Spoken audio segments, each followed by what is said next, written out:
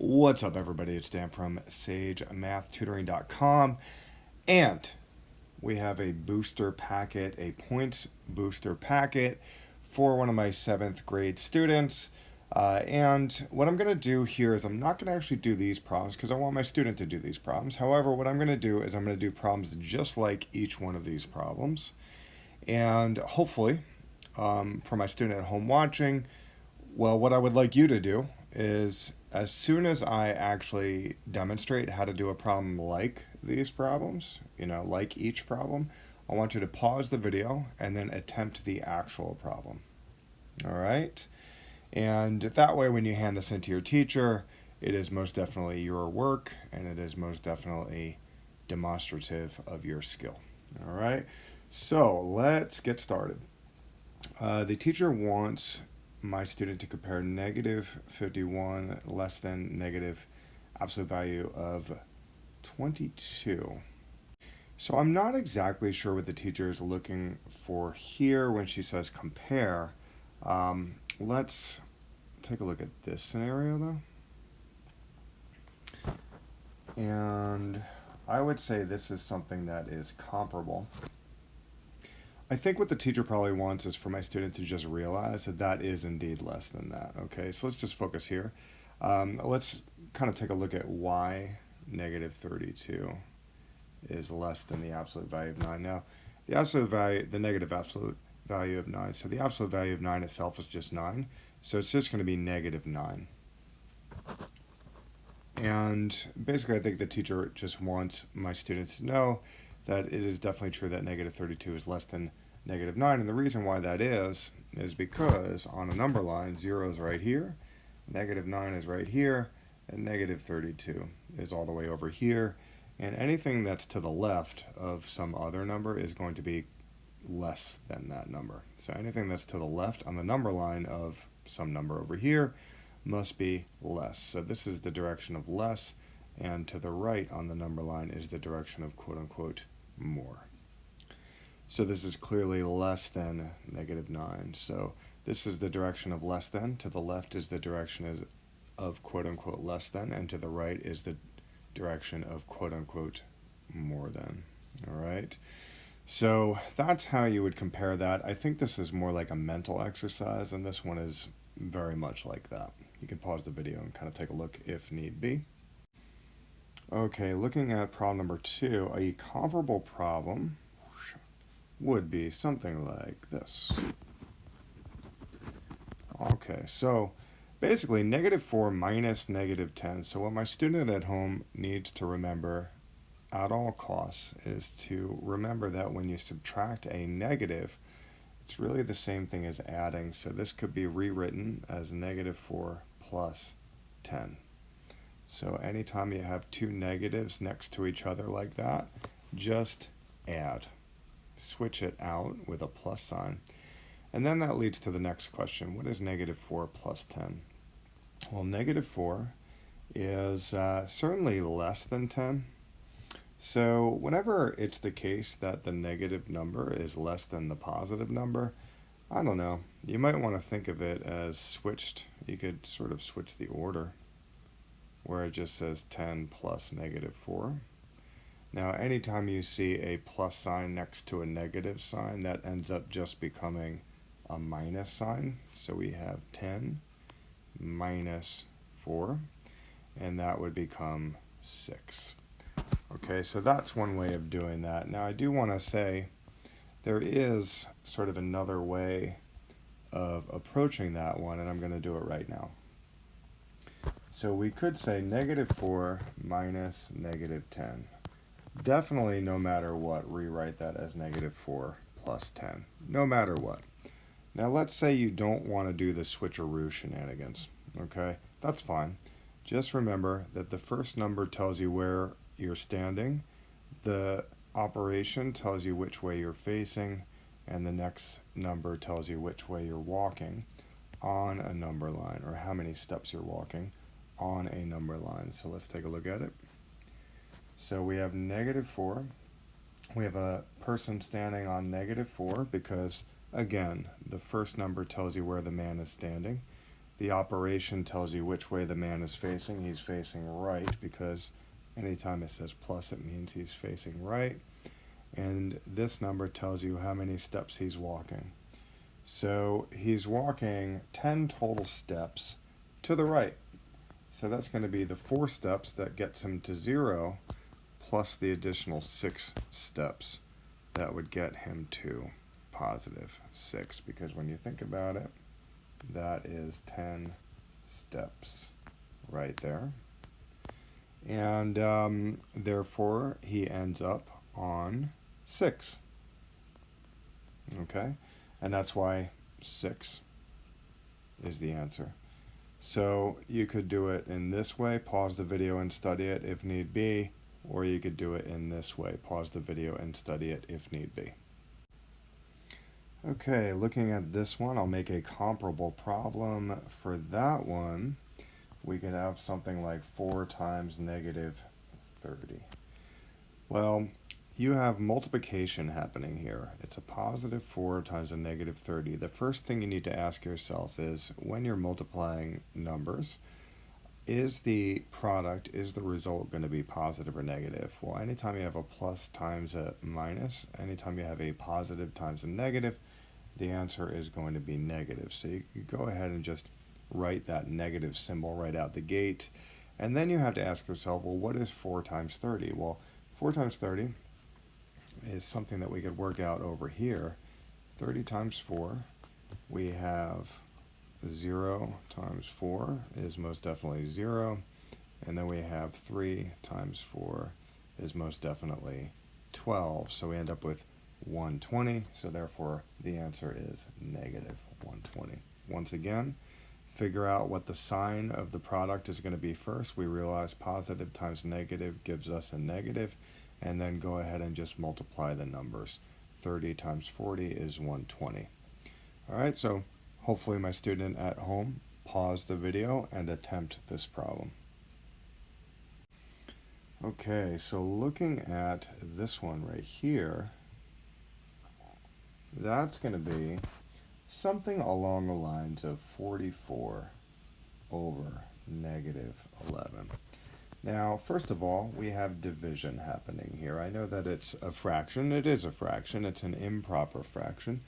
However, all fractions are secretly division problems in disguise, or could be treated as though they are division problems in disguise. So what we have here is 44 divided by negative 11. The first thing I would ask myself is, the quotient, is the result going to be positive or negative? And that's very similar to the last problem. So we have a positive divided by a negative. Anytime you have a positive divided by a negative, anytime the signs are opposites, then you're going to end up being negative. So we know for a fact that the result is going to be negative. Okay, so you could go ahead and just write that. In fact, I would encourage you to always figure out the sign first before doing anything else.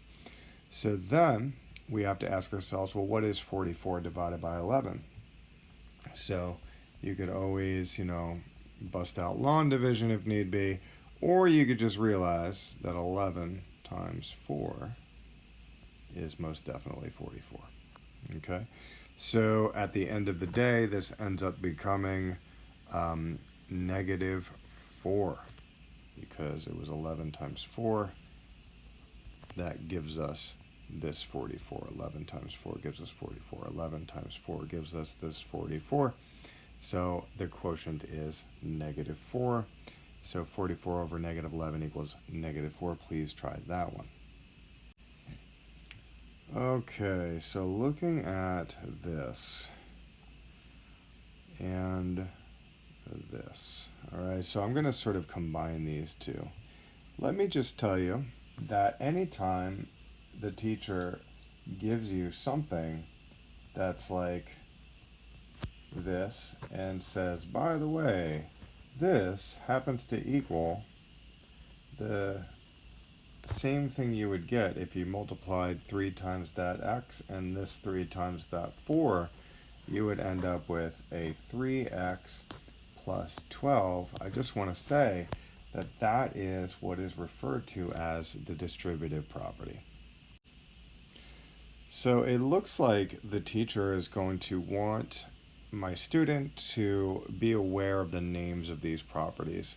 The distributive property is when you have a number on the outside and then you can just multiply it times these two numbers. Now that's the case only if there is either addition or subtraction between these two numbers. So there's addition between these two numbers, so therefore it is totally okay to multiply that times that and multiply that times that. Now, I did it with a variable called x. Let me make it very clear that if we had numbers in there, well, it would be the exact same principle where it's 4 times 2 and 4 times 4, and that would end up becoming 4 times 2, which is 8, plus 4 times 4, which is 16. And you could simplify it from there. Okay, so that's the distributive property. The word distribute refers to this action of distributing the 4 to this number and distributing the 4 to this number. Again, distributive property. I will also say that there's an interesting thing about addition, where if you have 4 plus 7, well, you know what that equals? Totally 7 plus 4. So when it comes to addition, you can switch the order by which you add the numbers. By the way, that applies to multiplication as well. So if I had 5 times 3, well, of course that's 15, but that's also equal to 3 times 5. Okay? So the fact is, when it comes to addition and multiplication, you can change the order by which you do things. That's called the commutative property. And you can think of it as the 4 commutes to this position and the 7 commutes to this position, giving us this. Okay, so the 4 went to the right, the 7 commuted to the left, giving us a 4 on the right and a 7 on the left. That's the way to think about it. So I'm going to write that down. Commutative property.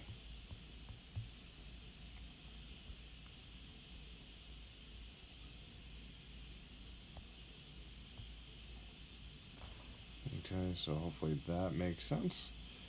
And you are sort of becoming familiar with the names of these properties and what they mean. So that applies to these two problems.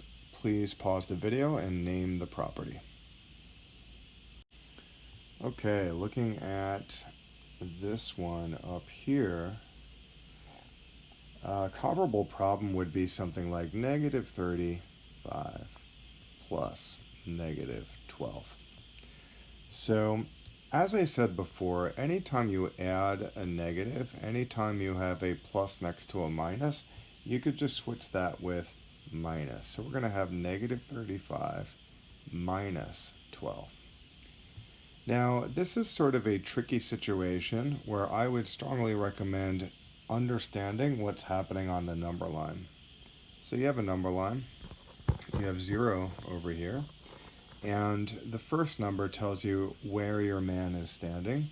So the man is standing on negative 35, which is clearly to the left of 0. So we have a man standing there. And the operation tells you which way your man is facing. The man is facing to the left because minus subtraction means left.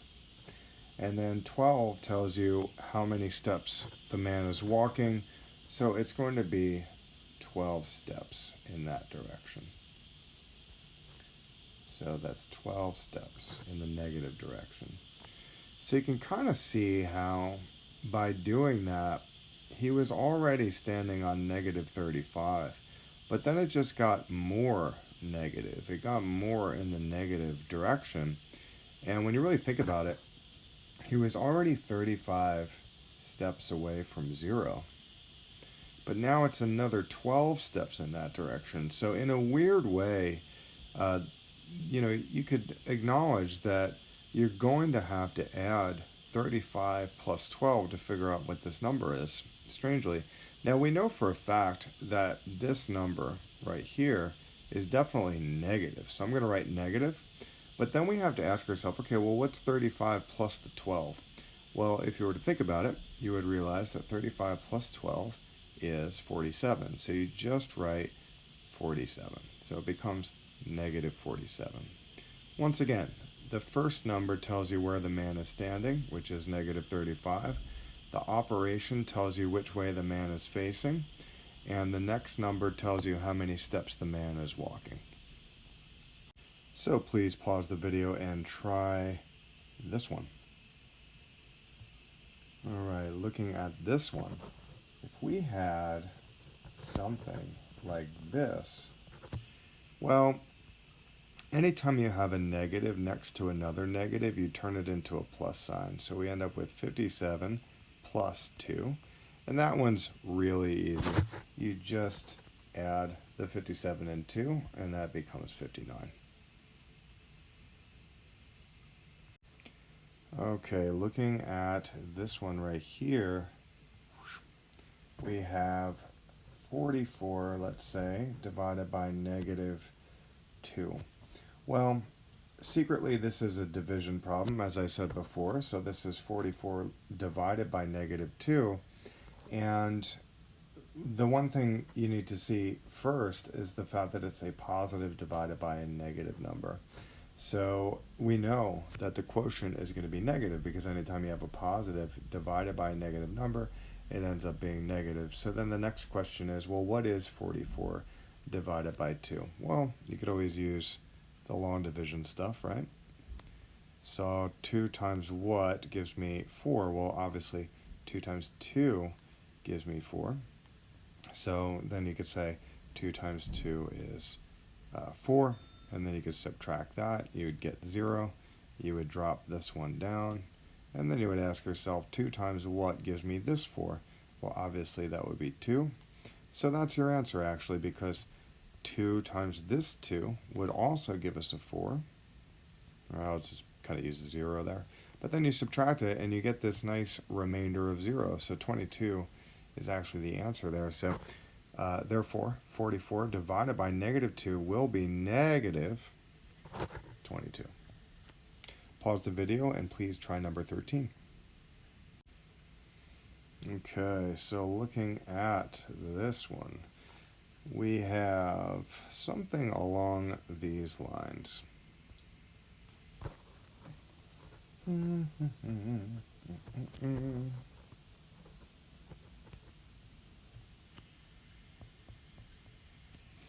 Okay, so in this one, we had sort of discussed the distributive property before, so there might be a temptation to use it and just distribute the negative 5 into these two numbers.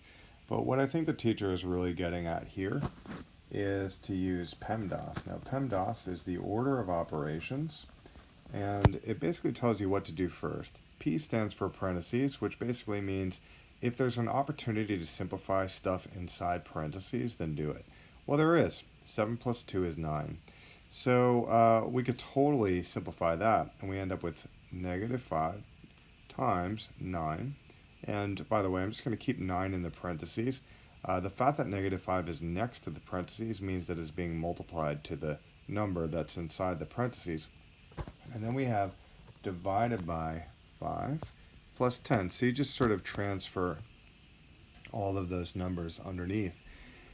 So we're done with P. We're kind of, totally done with that. So then we can move to E. E stands for exponents, which basically means if there are any exponents in the problem, go ahead and just apply them. Well, there aren't any exponents at all in this problem. Okay, so we could just sort of move past that one. M stands for multiplication, which basically means if there's any opportunities to multiply stuff, we'll go ahead and do that. Well, is there an opportunity to multiply something? Absolutely. We have negative 5 times 9, so that's going to turn into a negative 45. I'm going to keep that in parentheses just for the heck of it. And then we have divided by 5 plus 10, because nothing changed about that. We leave this alone because we haven't done anything with it yet. Then we are officially done with M. At this point, looking at D, is there any opportunity? D stands for divide. Is there any opportunity to divide something here? Well, absolutely. We have negative 45 divided by 5. We could totally do that right now. First of all, you want to ask yourself, is it going to be positive or negative? Bottom line is we have a negative divided by a positive. Anytime you have a negative divided by a positive, anytime you have a situation where the signs are not the same, where the signs are opposite, the result is going to be a negative if you're dealing with division, if you're dealing with multiplication. So very important to realize that. So clearly the result is going to be negative. But then the question is, well, what is 45 divided by 5? If you've done your multiplication table, hopefully you realize and you have memorized the fact that it is 9. So it's going to be negative 9. And there is still this plus 10 over here. So we're going to want to write plus 10. And then the question is, okay, negative 9 plus 10, what is that? Well, once again, with the number line analogy, imagine you have a number line, and here it is. And you have a 0 right here, and you have a negative 9 right here. The first number tells you where your man is standing, so let's put a man on negative 9. The operation tells you which way the man is facing, so he's facing to the right because it's plus. And the second number tells you how many steps he's walking. Well, he's walking 10 total steps in that direction. Now think about it. That's going to be 9 steps plus an additional step here, landing him on, I'm going to make him tall. He got taller as he walked. Landing him on where? 1, because it's 1 unit away from 0 in the positive direction. So he ends up on 1. So this equals 1. At the end of the day, this whole thing simplifies to 1. Please pause the video and attempt number 14. Okay, this one right here, let's see, comparable to negative 5 times negative, we'll say 7 in this case. So bottom line is you have two negative numbers being multiplied to each other. Anytime you multiply a negative times a negative, that's going to be a positive. So we know the result's going to be a positive. That's the first thing you should ask yourself. Is the result going to be positive or negative? Anytime the signs are the same and you either multiply or divide, then it's going to give you a positive result. So then the only real question is, well, what is 5 times 7? Well, 5 times 7 is 35. Hopefully you remember that from the multiplication table. And once again, positive 35. We do not have to write a plus in front of it because positive 35 is just typically denoted as 35. All right, please pause the video, try number 15. Okay, moving on to this one. Imagine we had 75 divided by negative 25. Well, first of all, you're going to want to ask yourself, is the result going to be positive or negative? And we have division happening here, and anytime you have opposite signs during division, or for multiplication, by the way, anytime you have opposite signs for division, the result is going to be negative. So we have a positive divided by a negative, and let's go ahead and just write negative, because we know the result's going to be negative. So the question is negative what? Well, that depends on what 75 divided by 25 is. So, you could always use long division, or you could realize that 25 sort of corresponds with 25 cents, which corresponds with a quarter, whereas 75 could correspond with 75 cents. And everyone knows that 3/4 is 75 cents. So therefore, 75 divided by 25 is 3. So you write 3 right here. We have negative 3. Okay, once again, the sign is negative because anytime you have opposite signs and you are dividing or multiplying, then you're going to have a negative result. Please pause the video and try this one. Okay, so this one right here, we have an absolute value situation, and we're going to make it negative 6 divided by 3. So according to PEMDAS, there's a particular order of operations that we want to do stuff. Now, I know that we said that P stands for parentheses, but to be honest, it also stands for absolute value symbols, all right? So what we're going to want to do is we're going to want to simplify everything that's inside the absolute value symbols first. So we're going to keep the absolute value symbols at first. We're going to just redraw them, and then we're going to ask ourselves, well, what is negative 6 divided by 3? Well, first of all, is it going to be positive or negative? That's going to be negative because anytime you have opposite signs and it's division, or multiplication for that matter, it's going to be negative. So we're going to have negative, and then the question is, well, what is 6 divided by 3? That is 2. So we have negative 2. So we have the absolute value of negative 2. Now, anytime you have a number that's inside the absolute value symbols, it just becomes positive, okay? So if it was a positive 2, then it would just stay positive 2, and your answer would be positive 2. But now we have a negative 2. Now, absolute value symbols turn everything positive. So the final answer is going to be 2. And to be very clear, let's go down here. If I had an absolute value of negative 30, well, that is 30. Okay? Basically, what the absolute value symbols mean is how many steps away from 0 on the number line is negative 30. Well, negative 30 is 30 steps away from 0 on the number line when we don't count, what direction you're moving. Okay? If that doesn't make sense, don't worry about it. Just remember that anytime you have a negative number inside absolute value symbols, then the absolute value symbols turn it into a positive number, which is exactly why this negative 2 turned into a 2. All right, please pause the video and try number 17. All right, looking at that one. So imagine we had negative 120 divided by negative 12. Well, first of all, I know it's a fraction, but really this means division. Anytime you have a fraction, it's secretly a division problem. So the first question to ask yourself is, what will the sign be of the result? And anytime you have a negative divided by a negative, anytime you have the signs such that they are the same when you're either dividing or multiplying, anytime you have the same signs, then it's going to be positive. So we know the answer is going to be positive. So we don't have to write a negative symbol here. So now the question is, what is 120 divided by 12? Well, bottom line is 12 times what equals 120? Well, anytime you multiply any number by 10, you keep the number and just tack on an extra 0. So the truth of the matter is 12 times 10 would totally give you 120. All right?